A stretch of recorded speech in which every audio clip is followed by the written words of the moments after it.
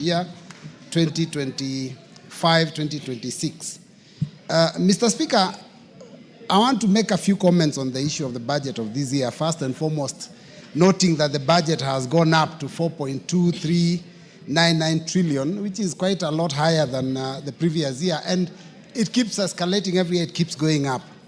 And Mr. Speaker, going through the report, because I've taken time to go through the report of the committee, there is some sense of pride that I have seen in the fact that the budget is bigger this time, and Mr. Speaker, also that the revenues, is an increased, revenues collected. And Mr. Speaker, when you look at the reasons why the revenues have gone up, it is because of an increase in income tax, an increase in VAT, increase in excise duty collections, and also the introduction of new taxes like the housing levy. Mr. Speaker, it is important to be very careful about the wording, because I know that a lot of people are still pained at the level of the level of taxation in the country. Because when you look at the wording on Section 31, where it says that this increased revenue is reflecting optimism in the ongoing tax policy reforms and enhanced revenue administration measures. Madam Speaker, that really isn't the truth, because a lot of people out there have been complaining about the disposable income and how much lower it has gone as a result of those increased taxations. So, Mr. Speaker, it's important to be careful how we word these issues so that people do not remember the pain that they are feeling. Madam Speaker, we are also talking about an increase in appropriations in aid. And that basically is also not a positive thing, because, Madam Speaker, what it really means is that the cost of government services are also going up, and that therefore means that some of our people may not be able to afford the basic services that are supposed to be provided. So when we are celebrating an increase in revenue and celebrating an increase in collections by government agencies, then we forget that this is money coming out of the pockets of Kenyans who are promised that they would have much more money in their pockets. But despite all this, Madam Speaker, I also notice, again, as usual, we still have a hole in our budget, a deficit in our budget, a deficit to the tune of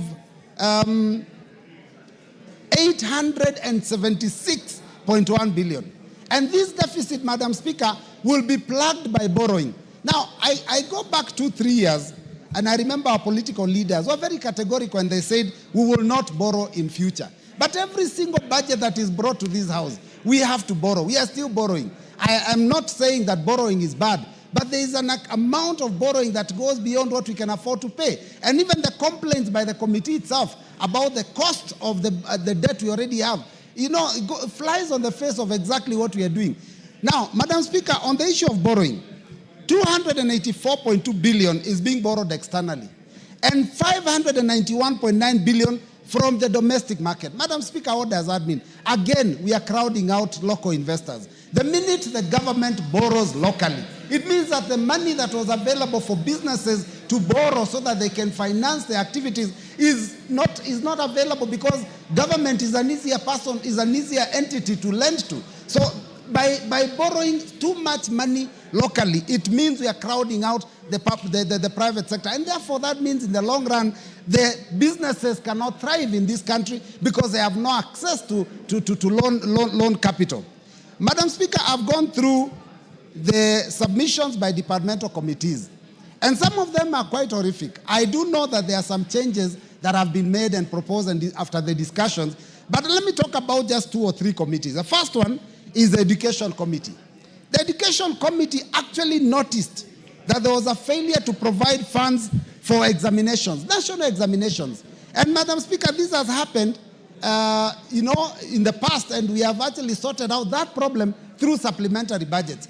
Why are we not taking the education of our children seriously, so that we can provide enough funds for all the activities required for education to take place properly? If you want to destroy a nation, just play around with the education of that country. And that is what is going on, because if you do not provide enough money from Treasury directly for examinations, then it means we are not even thinking ahead. So, Madam Speaker, that is one of the things that was raised by the departmental committee, And yet it is one thing that is already in the Basic Education Act, that which we passed. I think we made amendments in 2018, that examinations in this country for basic education will be free. Madam Speaker, the committee has also talked about substantial deficits in the Department of Higher Education to sponsor this university funding model.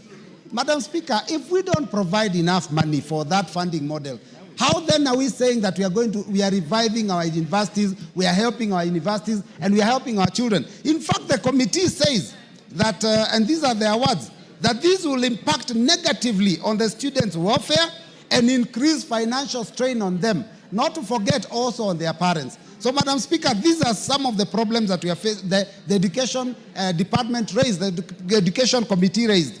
Madam Speaker, there is a proposal of provision of 4.8 billion to employ 20,000 interns.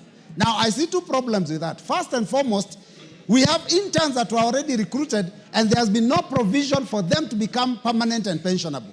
So we do not know what happens to those ones. But, Madam Speaker, the 20,000 interns that are being recruited at 4.8 billion, it means it works out to about 20,000 a month. Madam Speaker, 20,000 a month is very paltry. That is a very, very small amount. Even members here pay their chefs and their cooks a lot more than that. These are graduates in education. These are people that are supposed to make sure that they mentor the future. How do you expect to get quality education? They say when you pay peanuts, expect monkeys. How do we say that we are going to get quality education when we cannot pay our teachers properly? And you keep somebody as an intern for a whole year and pay them 20,000. At the end of the year, there is no assurance whether they will get a job or not. So, Madam Speaker, I think these are some of the things we need to address. Today in the morning, Madam Speaker, I was invited by the Committee of Education to discuss a matter of capitation. Madam Speaker, even the CS himself confirmed that the capitation that is given for basic education is not enough. In fact, it is so paltry. The amount given for primary schools is 1,420 shillings per child. That amount of money, Madam Speaker, a school of about 100, 200 children cannot even afford to pay the watchman. Leave alone the other activities, tuition activities, buying of books, the activities that are for sports, drama and music and all that. They cannot afford to do all those things. So, Madam Speaker, we need to provide enough money if we want education in this country to go forward. Madam Speaker, I also looked at the issues raised by the Health Committee, because I believe that health is a very important, very important service in the country. And I've noted that one of the things that is coming out is that health being a devolved function, there is a lot of encroachment by the national government. In fact, Madam Speaker, it is so shocking, because one of the issues they've raised is an issue that was introduced by the previous government, previous regime, I think from about 2016, 2017, thereabouts, of the medical equipment scheme. This project was a mess. This project failed. This project was implemented without even in the involvement of county governments. And therefore, county governments were bought equipment and they were taken to their hospitals that they are not requested for. Some of those equipments are still being paid for, and that is why there is a debt of 6.5 billion. And these equipment, some of them are not being used at all, because they are not, some of the hospitals don't even have the practitioners, the medical practitioners that can use those equipments. Now, we have moved from there and we are introducing another one. We are talking now about a new one, and we are calling it National Equipment Service Program, NESP, which has been started. Madam Speaker, I also noticed that there is construction of health centers, which is in the second schedule of this report, meaning jobs that are supposed purely to be undertaken by county governments are being done by national government. When will national government allow counties to do their job and do what is expected of them? No wonder people keep fighting between CDF and I heard people even say that maybe we need to give CDF to the governors, because it looks like the fourth schedule of the Constitution is not being respected. So let us ensure that those responsibilities that are devolved are taken to the counties, and the counties can carry out those activities, and those that are for national government are the ones that we deal with, because we are dealing with a budget for the national government. The one for counties, once we do the division of revenue, it is now up to MCS to decide how they will spend their money, not for us to decide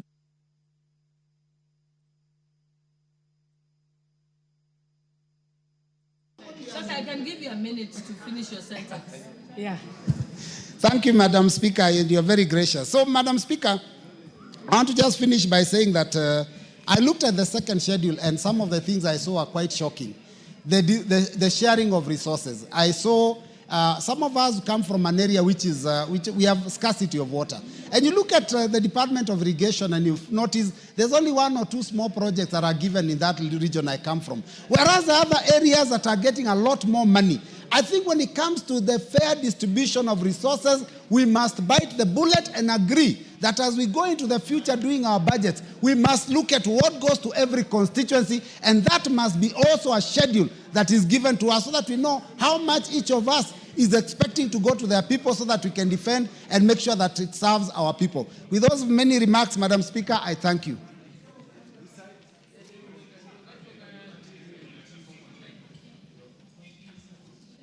The Honorable Adan Kainan, Member for Elders.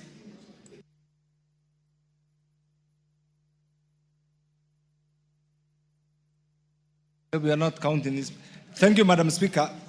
Madam Speaker, the Budget and Appropriation Committee has officially submitted its comprehensive report on the estimate of revenue and expenditure for the financial year 2025-2026.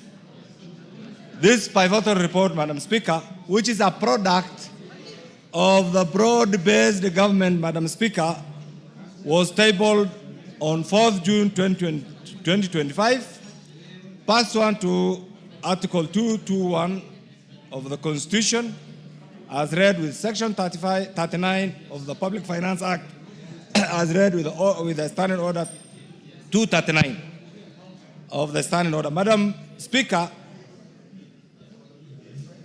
the committee's motion seeks the parliamentary approval for the issuance of over 2.5 trillion from the consolidated fund intended to finance the operations, development programs, and statutory obligations of the national government for the fiscal year ending 2025, fiscal year ending 30th June 2026.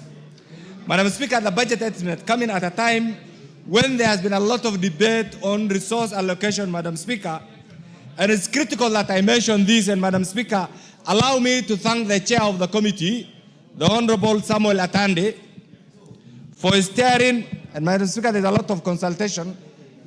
Madam Speaker, I want your protection.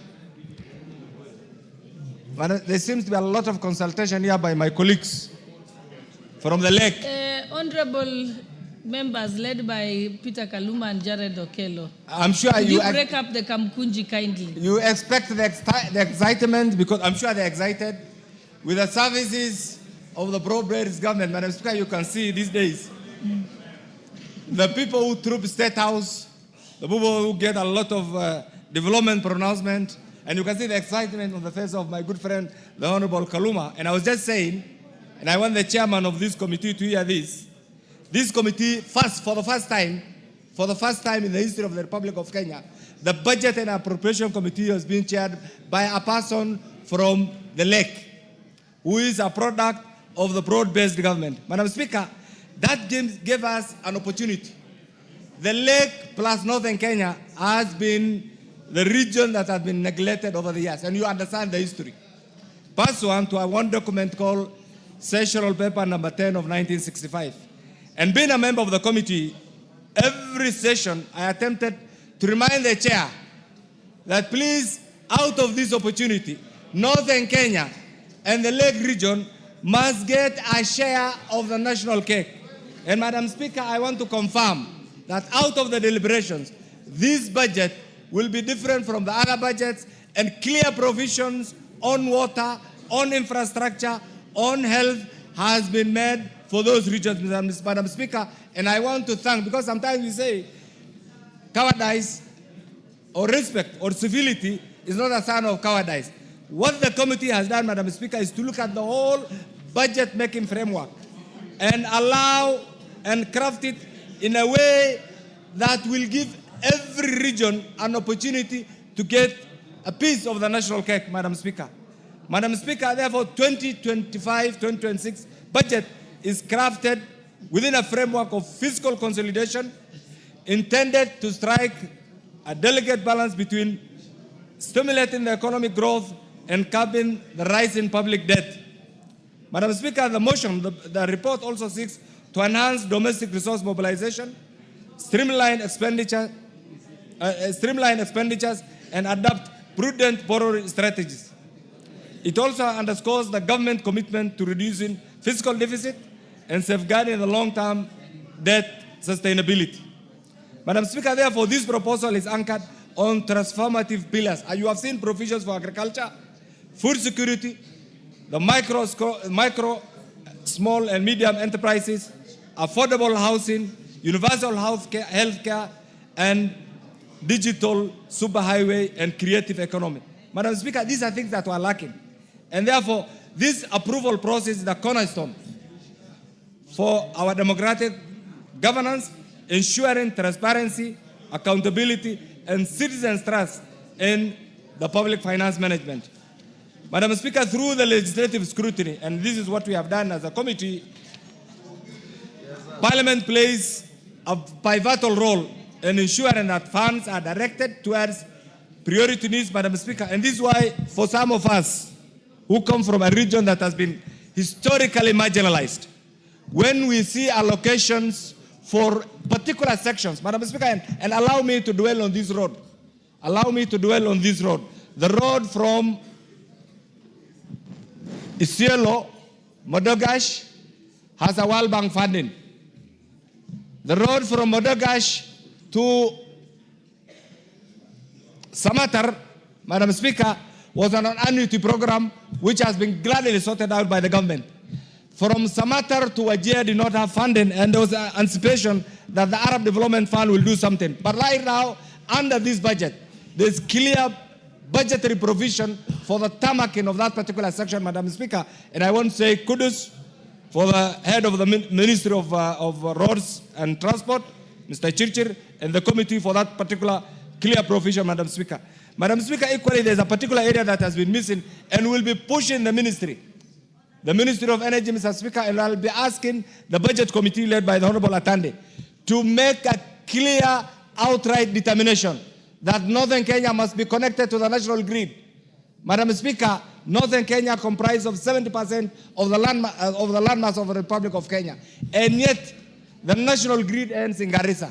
Madam Speaker, it's a high time, but because there will be no time when there will be enough resources, I'll be asking the chair, through the subsequent budgetary allocations, to make that clear determination, Madam Speaker. Madam Speaker, equally, there is one area, the equalization fund. I know you are a seasoned lawyer. The equalization fund, as intended, is not being applied. Madam Speaker, I want to request the leadership of BBG, the leadership of the Northern Frontier counties, the leadership of the counties that ought to benefit from this, to urgently come together and resolve some of the legislative challenges so that we get proper avenue, proper mechanism in utilizing this fund. As it is right now, the time is coming to an end, and yet there's nothing to account for on how the funds were collected, how the funds were utilized, and, Madam Speaker, very soon, the Kenyan public will ask us whether the provision of this article has enabled us to catch up with the other Kenyans whom we have called the halves over the years. Madam Speaker, the other bit is Vision 2030. Vision 2030 was a roadmap to take this country to another level. Madam Speaker, unfortunately, that is not being followed. Can we come back to Vision 2030 so that that clear roadmap is also applied? Madam Speaker, the other bit is the issue of examination fees. We say education is an equalizer. There's a lot of propaganda outside there that the government has removed examination fees. That propaganda is not true. Examination, because we say education is everything. There is clear budgetary provision for examination fees, Madam Speaker. Madam Speaker, the other bit is also the issue of health, the USC staff at the counties. That issue has also been resolved, and I'm sure very soon the county government leadership will have an opportunity to confirm those career medical officers, Madam Speaker, who have been employed at mega allowances, Madam Speaker, to get an opportunity to serve their respective counties. Madam Speaker, the other bit is this. Allow me to say this, because the whole thing is rolling around politics. Once there is predictability, peace, tranquility, Madam Speaker, and civility in our politics, then there's an opportunity for the economy to grow. There's an opportunity for foreign direct investors to come. And therefore, I want to urge those who are still out of the broad-based government to use this early opportunity to see sense and join the President and the Honorable Raila Amolo Odinga in uniting Kenya, because that is what will take us to the next level, because we do not have any other country. Madam Speaker, once again, allow me to thank the Chair and the entire members for the time they have devoted to this, and I hope and pray that the members will get an opportunity to interrogate the report and make their valued input. I support, Madam Speaker. Honorable members, allow me to recognize the presence of the following schools in the House. Seated in the Speaker's gallery is Kariobangi North Secondary School from Embakasi North Constituency, Nairobi County, and Kiriti Girls Secondary School from Maithioya Constituency, Murang'a County. And seated in the public gallery is my very own from Uasin Gishu County, Chepkurmum Junior School from Ainapkoi constituency, Uasin Gishu County. I can tell you that's next to my home. And also Nginda Mixed Secondary School from Maragua constituency in Murang'a County. And I will now ask Honorable Kaluma, as you make your presentations, please welcome the schools. And don't forget that there is a school from Uasin Gishu County right from my home, near my homestead. Thank you. And let them know I taught you. I thank you, Honorable Speaker, and my teacher of law at the University of Nairobi. Speaker, if it were not for you, in the manner you intervened in my life and the lives of very many others, and in the same manner the teachers who have accompanied our students here are intervening in their lives, Madam Speaker, some of us would not be here. I particularly, I would not be here.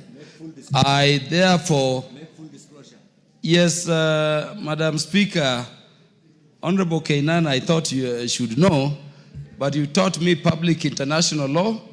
I ate a lot of your knowledge on matters family law, children, the law relating to children, civil procedure and practice, which enables me to stand on that foundation of being able to address our courts, even as I serve in this assembly. And for that, Honorable Speaker, I'm eternally grateful.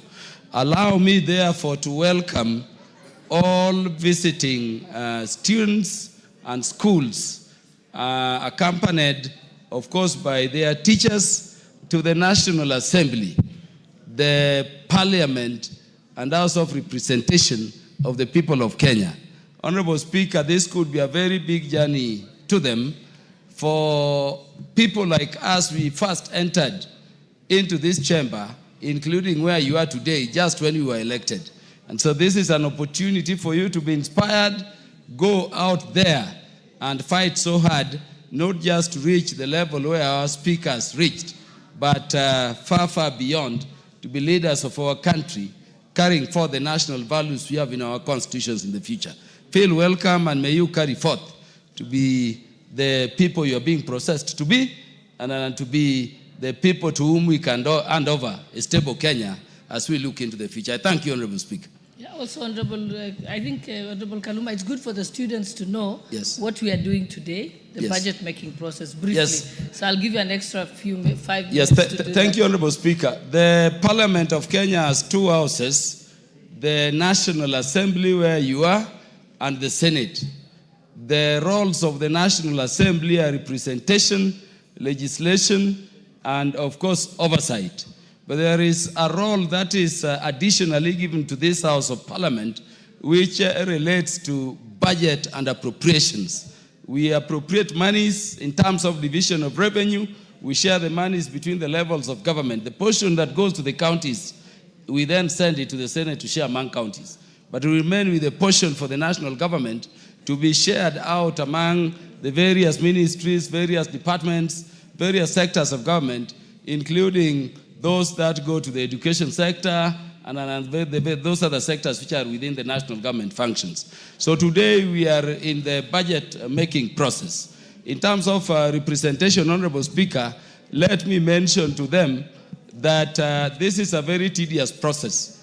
We are talking about the money is going to the various agencies, but we will later be looking at how those monies are raised. And that is where we'll be talking about, the finance bills, one of which you remember was torpedoed last year. Honorable Speaker, let me, in ending, inform our visiting schools and students that when you look at the face of the National Assembly and when you look at the face of the Senate, you will notice some distinctive difference. On the face of the Senate, at the door, you'll see the flags of the various counties because the Senate represents counties as entities. On the face of the National Assembly, you'll see sculptures of human beings to signify that when we are seated here, we are sitting on behalf of the people of Kenya who have elected us here to be here to represent them exercising their sovereign will. And those features will always be there. Be laws we are dealing with. And so the National Assembly, Honorable Speaker, has 350 members, including the Speaker. 350 members. It is bigger than most of the secondary schools we have in the country. The Senate, of course, has 68 members, including their Speaker. But the roles of the National Assembly are specifically delineated or set out under Article 95 of the Constitution. The role specified to the House of Parliament called the Senate, if you have time to look at them, are in Article 96 of the Constitution. They deal with laws concerning counties, and they participate in those law-making functions. But we share in the sense that the National Assembly ultimately enacts all laws. I think only to add, Honorable Speaker, so that... you can complete and go now to the budget deliberations? Yes, I've done the budget preparations, Honorable Speaker, and I think they now understand it. I've emphasized that we are at the second reading where we are dealing with issues like how the estimates are going to the various ministries, various sectors of the economy to support the public services the government is to give. And then, of course, we are doing this in a very constrained environment. Honorable Speaker, I thank you very much, and I wish the students sitting in the Speaker's gallery and in the public gallery a good tour, academic tour within the House of Parliament. I thank you, Honorable Speaker. Honorable Speaker, I wanted to contribute. Yes.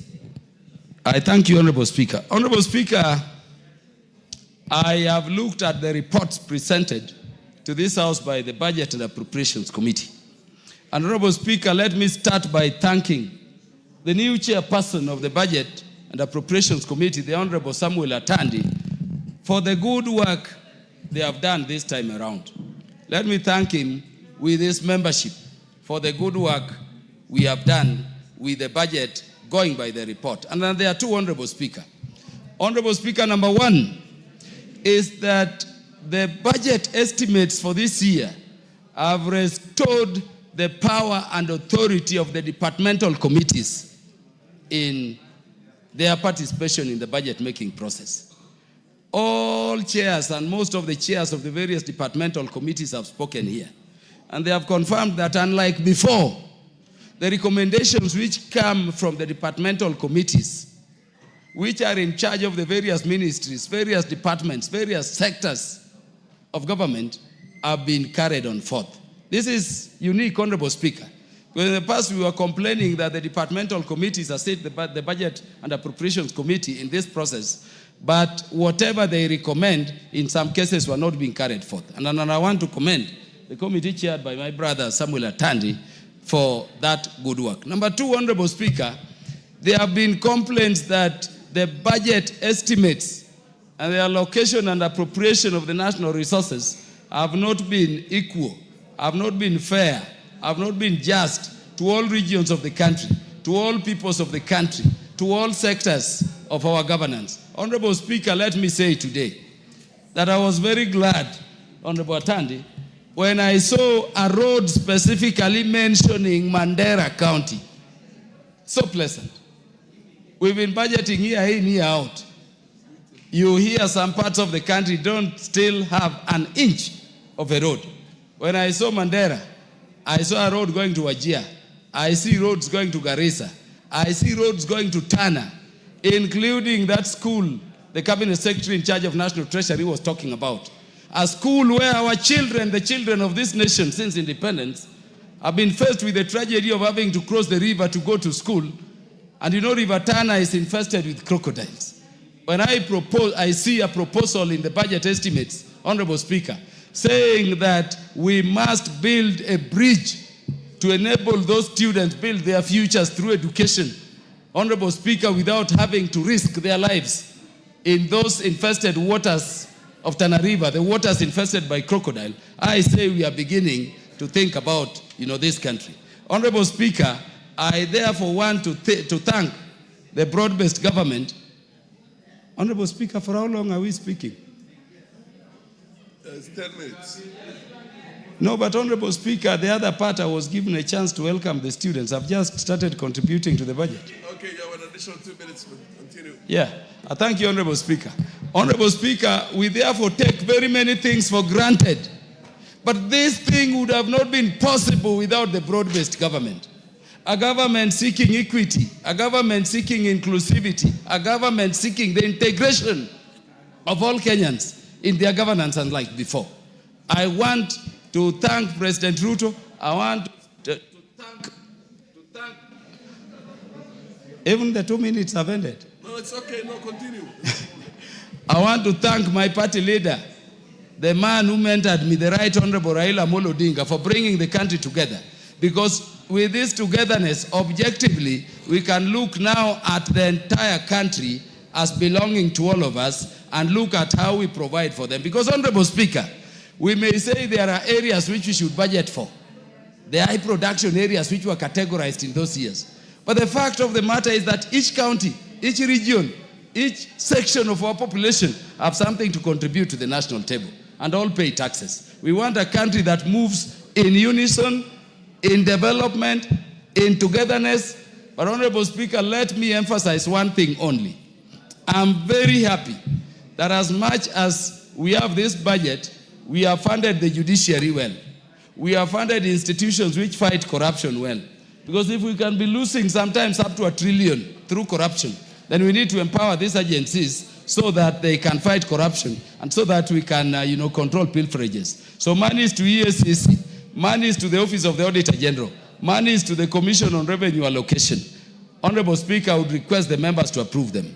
Lastly, Honorable Speaker, I want to, support the committee for proposing an increment to the money is going to Kenya Revenue Authority. Honorable Speaker, we may have whatever budget we have, but if we do not capacitate the agency which is in charge of revenue-raising measures, the Kenya Revenue Authority, we will not be doing much. So I wanted to request the Budget and Appropriations Committee that I know you have increased the money, but we want a situation where the money going to Kenya Revenue Authority is between 1.5 to 2% of the collection so that they can build their capacities, they can integrate technology in revenue-raising measures, and we can collect more, and so that the whole country can in equity be developed. I thank you, Honorable Speaker.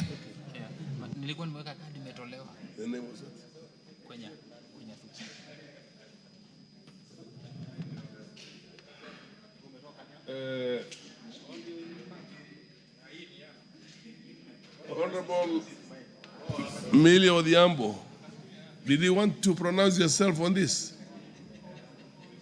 Or you're doing something else?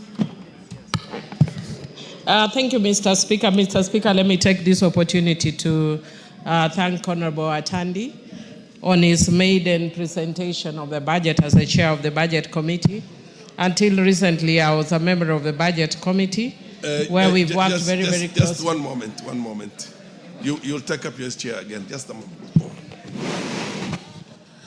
Honorable members, I want to welcome Tangul Bay High School